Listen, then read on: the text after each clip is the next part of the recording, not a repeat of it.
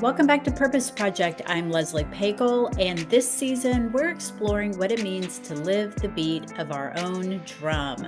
In today's episode, I sit down with Carol Koiro. Carol is someone who just doesn't take no for an answer. When she sets her mind on something, she accomplishes it. This conversation is about determination, it's about confidence, and it's about not letting other people or other things get in our way. Let's take a listen. Carol, thank you for joining me on Purpose Project. I'm really looking forward to diving in and exploring how you're living life to the beat of your drum. Thank you. I'm happy to be here.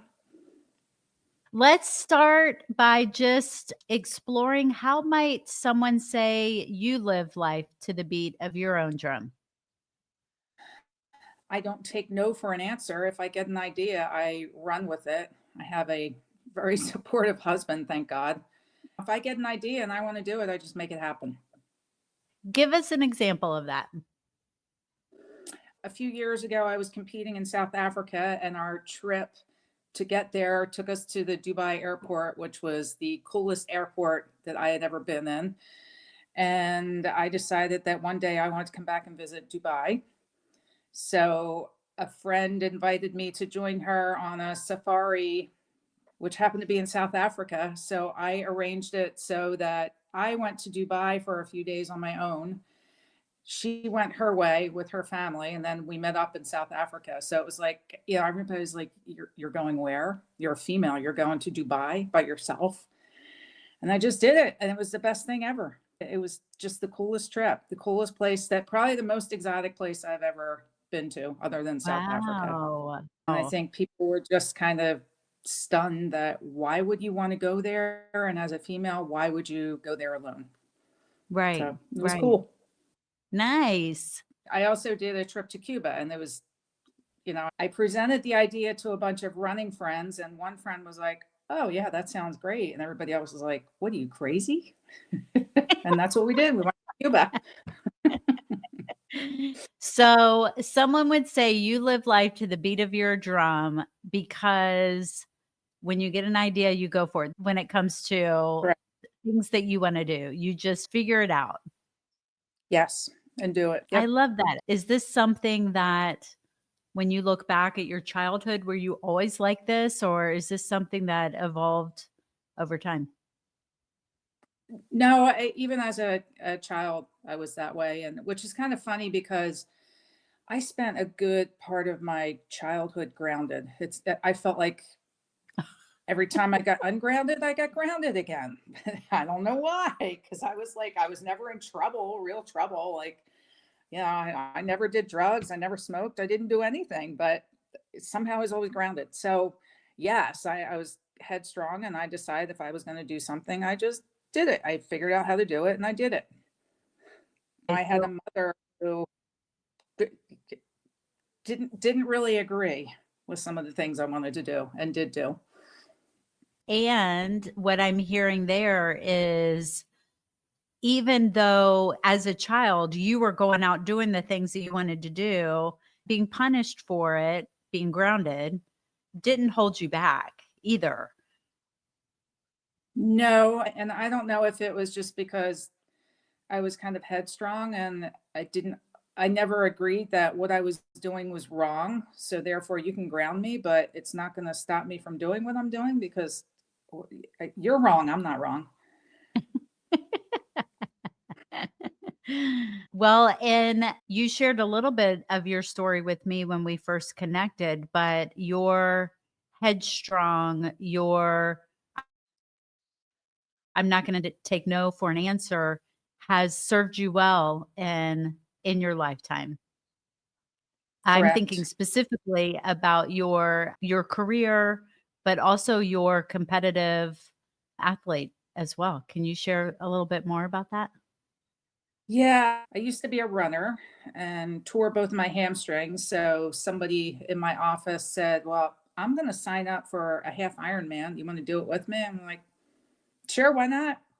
So figured it out, bought a bike, started swimming, did the race, did horribly, but finished, and decided I wanted to do better. So I managed to, over the course of about 8 years, get better enough that I made it to the Ironman World Championship in Kona. So it was just, mind over matter, having a type A personality, figure it out, find the resources, get it done, be committed to the sport, committed to the training, and have somebody who was, backing me on it also, and putting up with my crazy hours and getting it done. And basically competing in the pinnacle race, which is the Ironman World Championship. And then Wow. after that, stepped away for a lot of reasons. So when was this when you stepped away? So I raced in 2023. And then when I got back from the race, I was diagnosed with lung cancer. So, which was found because I had had colon cancer after another race, another world championship. So I had a couple of lung surgeries and just really haven't had the motivation to get back in shape and put that amount of work into becoming that level of athlete again, but also just, there's too many other things out there now to experience and do. So not anywhere near I was, in the fitness world, but I'm doing other things now. We've made a major move across the country. I'm hiking now. We're exploring new places on the West Coast. So it's all good. Yeah. So, Carol, what I'm hearing is you don't take no for an answer, and that has taken you to incredible places, destinations. It has Yeah. also equipped you to compete at the highest level of an extremely difficult sport of triathlon. Mhm. And then on top of Yep. it, I heard that one kind of medical situation has kept you from coming back. Not just that, but other things happening in your life, but that you had another medical situation earlier too, that you sounds like you Right. pushed through and competed. Yeah. So I was in triathlon. It was actually 2 years after I got into seriously competing, and I came back from, well, that trip to South Africa, I came back from, and I was diagnosed with colon cancer, which came out of left field. Because again, I was the healthiest I had ever been. I had a healthy lifestyle, ate right, never smoked, didn't drink, did all the right things. And yeah, when I was laying in that hospital bed after I had surgery, my goal was to get back competing again and compete at a world championship. About 3 years later, I was competing at at a world championship in Utah, Ironman 70.3, so half Ironman distance. I decided I was going to do it. I fought my way back, and then honestly, thank God I had colon cancer, because that's how they found the lung cancer was, screenings for colon cancer. Really? So when we found out that I had lung cancer, at that time my goal was still to get back to racing. And, I had 2 surgeries for it. And, over time, it was okay. It was hard to get back to that level of fitness again, but it was okay because life was happening. So Mhm. in my head, it's not that somebody told me no, it's that I'm listening to myself and saying, what, I don't really want to do it. It's not on my scorecard anymore, Right. on to other things. So Yeah. kind of where I am now. So to the extent possible, take me into your mindset. And in a little bit of context, what's underneath the question is for others, me included, when I have an idea, I don't just go all for it. Like I hear from you, it seems to be so natural for you. I get ideas. I want so bad to go through it, but there's all these things that get in the way, but you don't seem to have those, or do you? I'm able to figure out what scares me and what stops me, and then do the research and kind of do some self searching and, well, why am I scared? And then kind of tweeze out, what's scaring me and how I can get over that fear. I had a cousin who I really respected, and he should be on your show, but unfortunately he passed. I mean, he put his mind to something and he just did it. And I don't know if it's the genetics or because I always looked up to him so much. I mean, yeah, I don't think he climbed Everest. He climbed one of the Kilimanjaro. He climbed Kilimanjaro. Like he started this multi-million-dollar business. He decided he was going to do something and he figured it out. And I always like try to emulate Brian. Like Brian's in the back of my head all the time because somehow he figured it out. So, I feel like it's the same with me. I have friends who support me and friends who, I tend to gravitate towards people who have no limits. And again, I do their research. I figure out what if it's something that scares me or if somebody's telling me I can't do it or putting that idea in my head, I kind of, okay, why are they saying I can't do it? Do the research. Oh no, they're wrong. They're the ones that's scared. I can do it. Right. So I think it's having the confidence to go forward and confidence to, do a deep dive into why somebody's telling me I can't do it or why I think I can't do it before I say I can't do it. What I hear is I have the confidence in myself to be able to do this. And it doesn't mean that I'm not scared. It doesn't mean that Mhm. I don't work through it and figure it out. But it starts with my confidence. And then someone else might say, you can't do that. Well, I'm confident that I can. So I kind of do the research, look into it, and realize, no, you're wrong. I'm right. but it, Right. but what I Right. hear is you have no doubt in your mind. Yeah, pretty much. And I don't know if it's maybe me being stupid, ignorance is bliss kind of a thing, or if it's just that confidence. But then, I also I gravitate towards people who have the same mindset. And I try to keep an open mind and I try to find people who also have an open mind about, doing these crazy things sometimes. Um, and and I don't think anybody's ever really tried to talk me out of something. It's just, oh, why would you want to do that? Why would you want to go to Dubai? Because like the biggest and the best are there, And what I have seen when someone responds that way, well, why would you want to do that? That plants a little bit of doubt in the mind. And that little bit of doubt can fester. But with you, it just feels like I'm confident. No one's gonna like deter me from my path. I'm once I'm convicted, I'm going for it. And there's no stopping me. It's hold my beer. You think I can't do it? Hold my beer. Watch me. Maybe I was just obstinate growing up too, because I remember my mother telling me things. Like an example is my mother used to tell me that girls don't lift weights. And I used to, so I must have been freshman or sophomore in high school, and I had a job. I had a weekend job, so I found a gym. I joined the gym, and I used to sneak out of the house, go to the gym because my mother said, "No, you can't do it." Maybe that's why I got grounded doing stuff like that. But again, I wasn't smoking. I wasn't standing on a street corner. I was going to the gym and being healthy. But that was Have kind you of my ever attitude. not been successful? I can't think of anything. I might not do it well, but I'll do it and get it done. Could we go back to you talked about your it doesn't mean that you're not scared.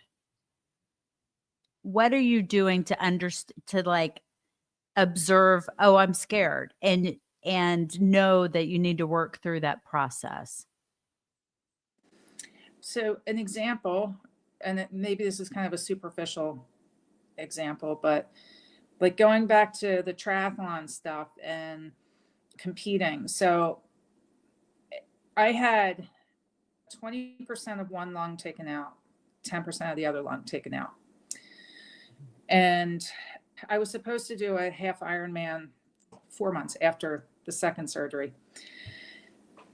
And I couldn't breathe. I mean, I always thought I was suffocating. And the hardest part of the race for me is always the swim and the scariest part. And I decided, I was scared to death to do the swim. I knew I wasn't going to do the whole race. I couldn't do the whole race because I just couldn't get myself in shape. So I decided I was going to go do the swim because I had to get over the fear of drowning.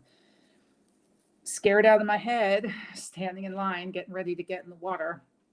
But my mindset was, I just got to get to the starting line. And then once I'm at the starting, like just taking it step by step. Okay, now I'm going to jump in the water and there's going to be people all around me beating on me. But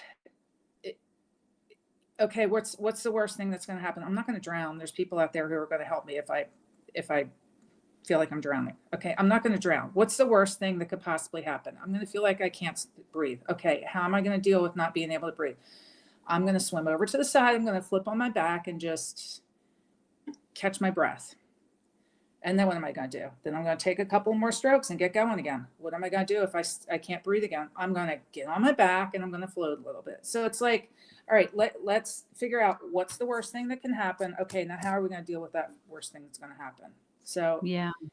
I think the important thing is to break it up into pieces and then figure out how you're going to deal with each of those pieces. Mm-hmm. Yeah. And it sucked. The swim sucked. I thought I was going to drown because I couldn't breathe. But again, I was able to, all right, I had already thought this through. I just got to, as long as I have control of my mind and my thoughts and what's going on, and I don't panic. It's all about panic. If you panic, you're done. And I was able to keep myself from panicking. And I feel like, in any situation, you decide you're going to do something. Yeah, you might panic and then you're going to lose control of the situation. If you can keep control of the situation, if you can keep control of your thoughts and how you're reacting to things, then you can, the mind is a pretty powerful thing. You can get yourself through something, through anything. So I'm hearing awareness of what is causing your fear, swimming, Mm-hmm. and Yep. then planning ahead. How am I going to deal with it when I'm in the water? And if I feel this way, or this way, what am I going to do exactly? And then after that, what am I going to do as Right. well? Right. Yeah. Right. Love that. Are there other things like fear that you've had to face and work through? I think it's just the process, looking at what the process is and working through the process. Mhm. I keep going back to my races, but like for a solid 8 years, my life revolved around racing. And I remember 2020 when the whole world went crazy. I signed up for a race in Oregon that was in 2021. So one of the first races back, and everybody's saying to me, you can't do that. You can't travel. Like there's still no travel. There aren't any rental cars. There's no hotels. Nobody wants you staying in their house. Like you can't do that. I'm like, what do you mean I can't do it?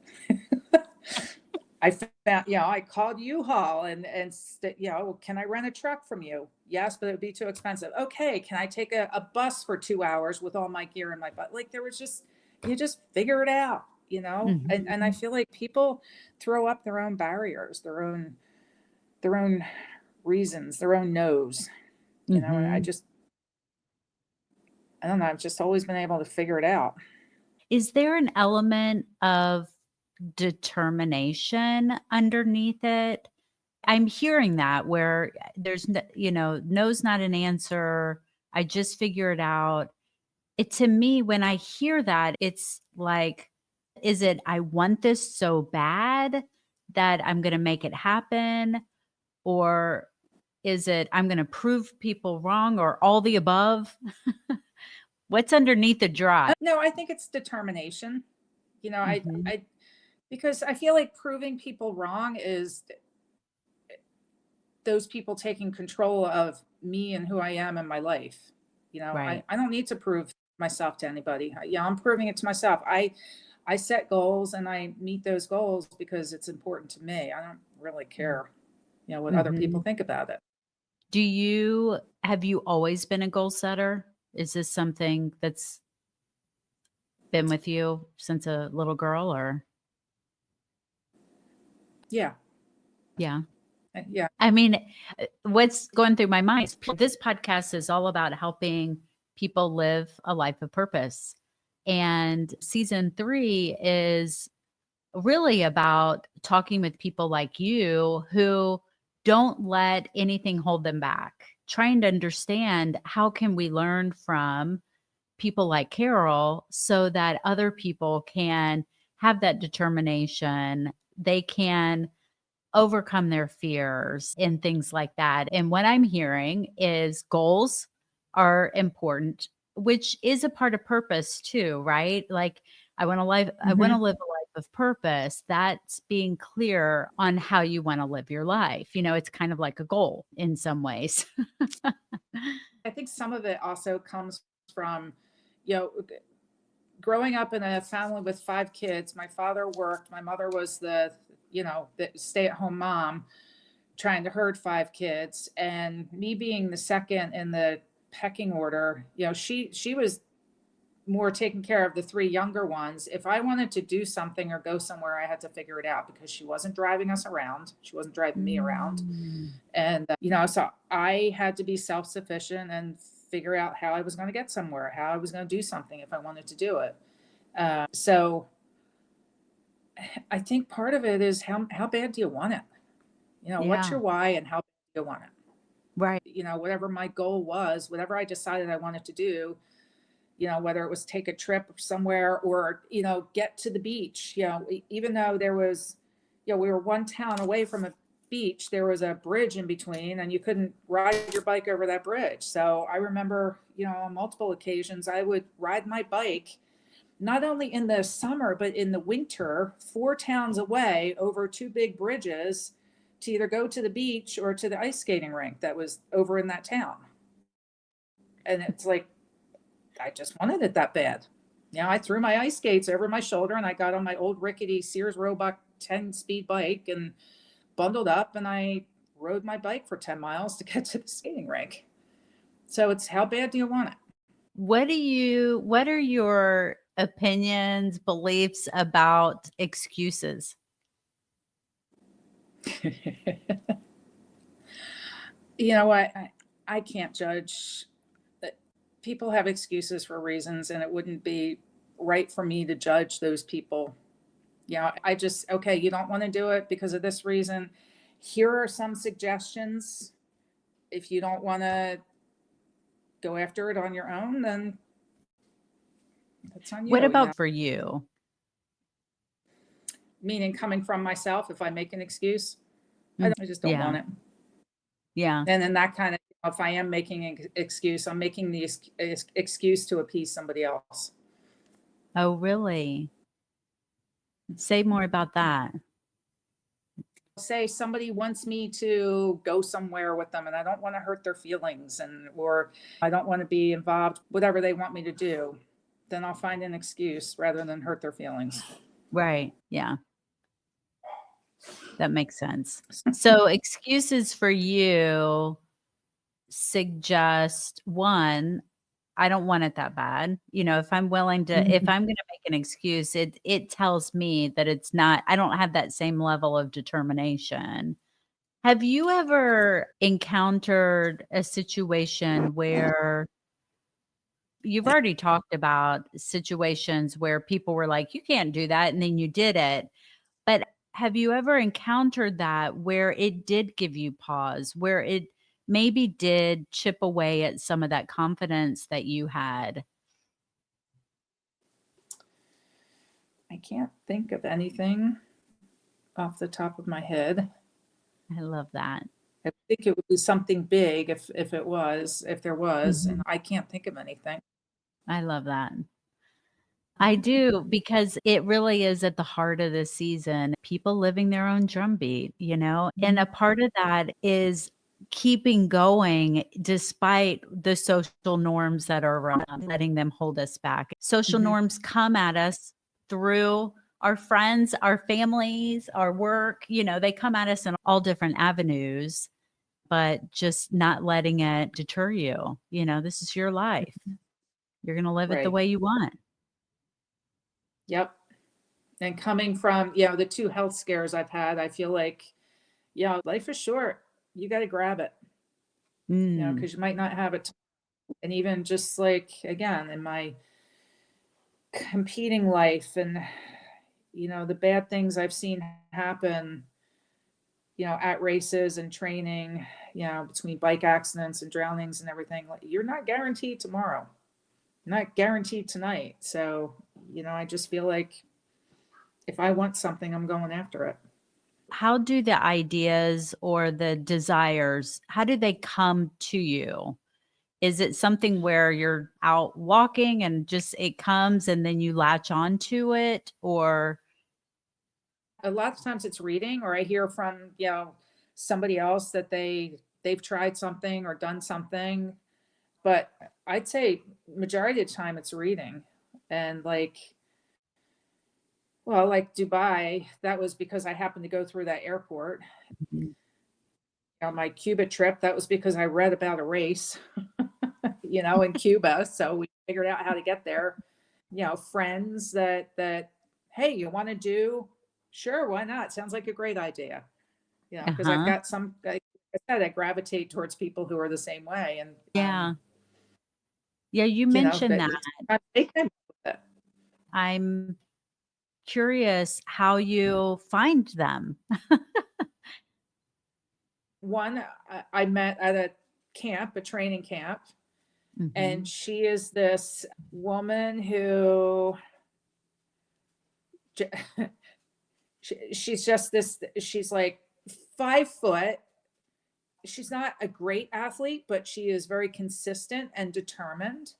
And she just goes out, she decides she's going to do something, and she does great things. I mean, she was never a good swimmer. She swam around Key West, 12 and a half miles. She was supposed to do Ironman South Africa this past weekend, but something happened and she couldn't. But like, she's not built like an athlete that, like, she's not the tall, skinny person that you see it, you would think of as an athlete, but she is persistent and she's consistent and she's determined.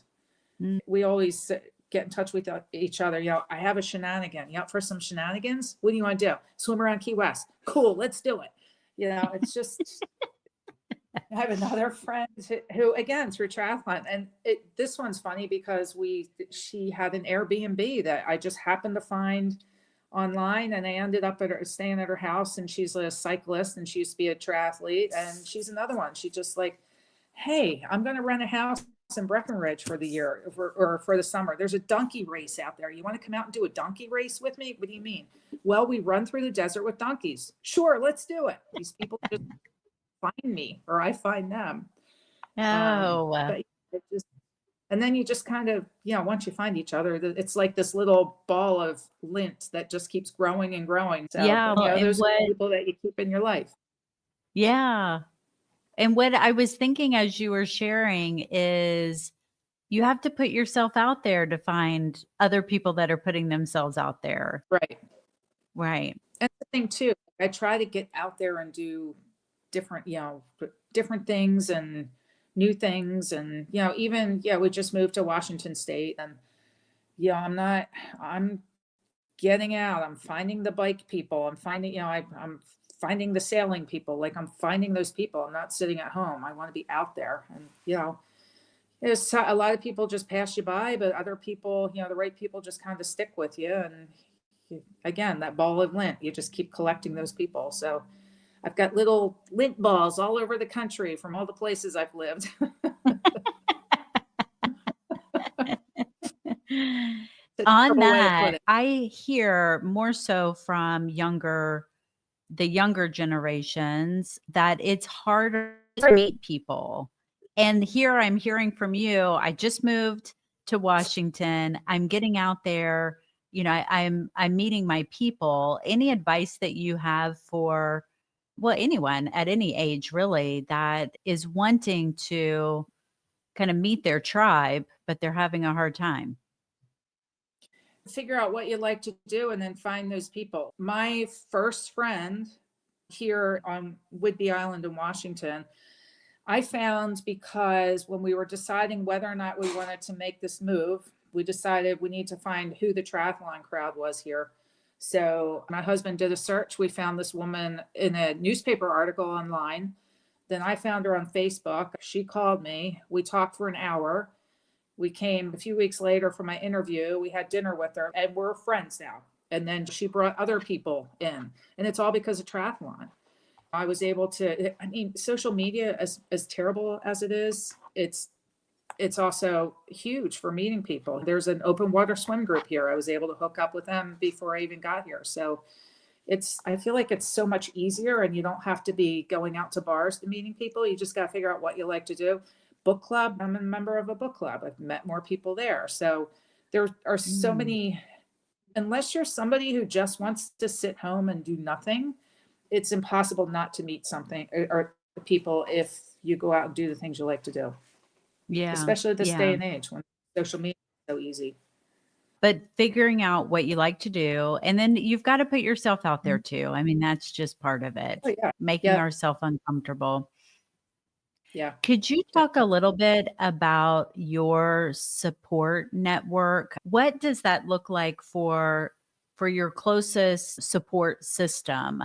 What do you rely on from them, or does it cause any challenges with them? What does that look like? My husband is my main support, especially with us moving. So he's very patient. He will take care of the dogs. If I have to get up early and go train, which is not happening as much here, but I mean, I'll go out and meet the bike crowd or, my book club, whatever. He holds down the fort at home and he's very patient that way. So I'm fortunate that way. Even with my travel. So my grandmother first met my husband. She warned him that I'm a travel lust and to be aware that I might just take off. Not that I just take off, but I like to travel and he can't always travel with me. And, the way our jobs were when we were living in Florida, like I had a lot of time off. He didn't. So I was able to go off and do things. And, he was patient about that and, Mm. held down Yeah. things at home. Yeah. Oh, and then I had a big support network, for training when I was in Florida. We would all support each other with training and then try to go to the same races together and be there for each other. So, that community alone is a very supportive network to have being Yeah. involved in triathlon. Well, and what I'm hearing with your husband is he knew what he was signing up for, basically. He really did, though. Oh, really?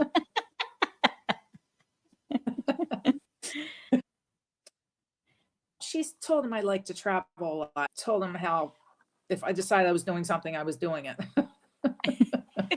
But he didn't observe that in you? He may have. Yeah. I'm trying to think because gosh, it was so long ago. I'm sure he did. I think he probably knew what he was getting into to some extent. But he's never held I mean, it doesn't sound like he's ever held you back. He sounds Mm-mm. like he's No, been supportive. very You much do so, you. Yeah. which is huge because, I hear of people who don't have that support and who I can't do that because my husband says I can't. What do you mean your husband says you can't? What are you talking about? What advice would you offer to anyone that's listening to this that's, maybe being held back by social norms or by other things? Any advice that you have? Figure out why you're being held back. Again, it's the fear. Are you being held back because you're allowing yourself to be held back or because you want to be held back? You need to figure out why you're being held back. Right. Is it an excuse because of confidence, not having the confidence to do whatever it is that you're thinking about doing? Is it an excuse to say, well, such and such, so and so is holding me back? So figure out what's holding you back. Is it fear? Is it an excuse? And then just tackle it. When you Mm-hmm. talked about your confidence, is there anything that you do to build your confidence? I mean, obviously, all the times that you go for something, you're building that muscle, but is there any other practice or routine that you have for building your confidence? I can't think of anything off the top of my head. Again, other than, defining what scares me and then researching, using resources to help to get over that fear, combat that Mhm. fear. Do you do that through journaling, through meditation, through any type of practice of, identifying the fear? When are you doing that? How does that look? I don't have anything formal that I do. It's more if I feel like there's something that is holding me back or is scaring me about, proceeding with whatever it is I want to do or I think I want to do, it's more breaking it into its components in my head, and then taking it step by step to overcome whatever it is that's holding me back. Yeah. Like a simple example is this weekend I'm doing a bike ride that I haven't trained by any stretch of the imagination for, and I'm kind of afraid of it, but I've it down in my head, and I know that if I have to walk up the hill, I'm walking up the hill. Do the walk of shame, and it's not going to kill me. It might be a little bit uncomfortable, but it's just gutsing through it, Mhm. getting Yeah. over that fear, the fear of Yeah. failure, the fear of being really uncomfortable. Carol, any other advice that you have? Not that I can think of. I appreciate you being on the show. I appreciate you living to the beat of your drum, and Thank thank you. you. After this conversation with Carol, I was struck by her self confidence. She has this unwavering belief in herself, and it made me realize that I don't always carry that same level of confidence in me, but I want to. I want to be like Carol. As I listened back to this episode, I was reminded of something important, that confidence isn't built by sitting on the couch. It is built by going out there and doing, by putting ourselves out there, by hearing no and continuing anyway, by failing and learning that we can get back up. Every time we act, even when we act imperfectly, we are building our confidence muscle. Confidence is built not before we begin, but because we begin. Carol, thank you for being on the show, and thanks to all of you for tuning in. Don't just listen for your rhythm. Go out there and dance to it.